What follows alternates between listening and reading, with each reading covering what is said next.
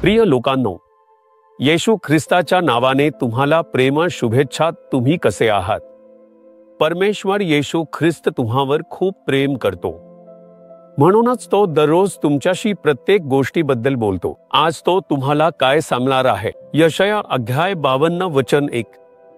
सियोने, जागी हो, जागी हो, आपली शक्ती धारण कर. परमेश्वर म्हणतो, माझ्या मुला, माझ्या मुली, उठ, सामर्थ्य धारण कर. का आळशीपणे पडून आहेस? का तू निराश झाला आहेस? आता काहीच करता येणार नाही, एवढंच झालं, माझं आयुष्य संपलं असं वाटून तू निराश होऊन पडून आहेस का? उठ, पडून राहू नकोस. निराश होऊन आता काहीच करता येणार नाही असं विचारू नकोस. मी तुला एक शक्ती देतो, ती शक्ती स्वीकार, असं परमेश्वर सांगतात. परमेश्वर नेहमीच आपल्याला सामर्थ्यवान राहावं असं इच्छितात, कारण ते स्वतः सामर्थ्यवान देव आहेत. जेव्हा परमेश्वर अब्राहामला दर्शन देतात, तेव्हा ते म्हणतात, अब्राहामा, मी सर्वशक्तिमान देव आहे. पर वचनात काय सांगितलं आहे? शेवटी प्रभूमध्ये व त्याच्या प्रभानी सामर्थ्यात बलवान होत जा.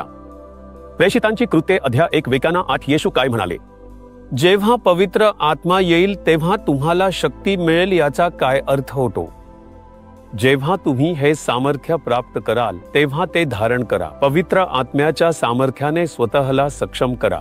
जेव्हा हे सामर्थ्य तुमच्यात उतरते तेव्हा तुमच्या विरुद्ध येणाऱ्या अडचणी, संघर्ष, संकटे यामुळे तुम्हाला भीती वाटणार नाही, गोंधळ होणार नाही आणि कोणीही तुम्हाला रोखू शकणार नाही. तुम्ही धैर्याने पुढे जाल. सामर्थ्य नसल्यामुळेच लहान सहान गोष्टींनी तुम्ही खचून जाता. ते माझ्याबद्दल असं बोलतात, ते असं म्हणतात. जगण्याचा उद्देश काय? इतकं क्षण कारण काय? कारण तुमच्यात सामर्थ्य नाही. परमेश्वर म्हणतो, तुला हे सामर्थ्य धारण करायला हवं. मुला, तुला हे सामर्थ्य धारण करायला हवं. मुली, परमेश्वर स्पष्टपणे सांगतो की मी तुला हे सामर्थ्य देतो. म्हणून परमेश्वराच्या संगतीत राहा, त्याच्या वचनाचे ध्यान करा.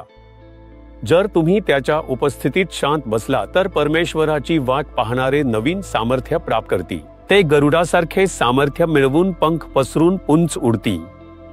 परमेश्वराच्या चरणांजवळ थांबा. त्याच्या चरणांजवळ जाऊन त्याच्या वचनाचे ध्यान करा आणि सामर्थ्य धारण करा. परमेश्वर म्हणतो, माझ्या मुलांनो, मी तुम्हाला सामर्थ्य देतो. हे काहीही तुम्हाला हानी पोहोचवू शकत नाही. उठ, उठ आणि धैर्य धरा, असे परमेश्वर सांगतो. म्हणूनच तो तुमच्याशी बोलतो, तुम्ही हे सामर्थ्य स्वीकारणार का? आताच ते सामर्थ्य तुमच्यावर उतरेल. थकव्याच्या आत्मा दूर होतील, भीतीच्या आत्मा दूर होतील.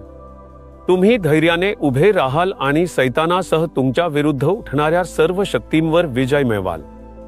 मी प्रार्थना करणार आहे. डोळे मिटा. परमेश्वरा, या मुलासाठी, या मुलींसाठी मी प्रार्थना करतो. तुझी सामर्थ्य त्यांच्यावर उतरू दे.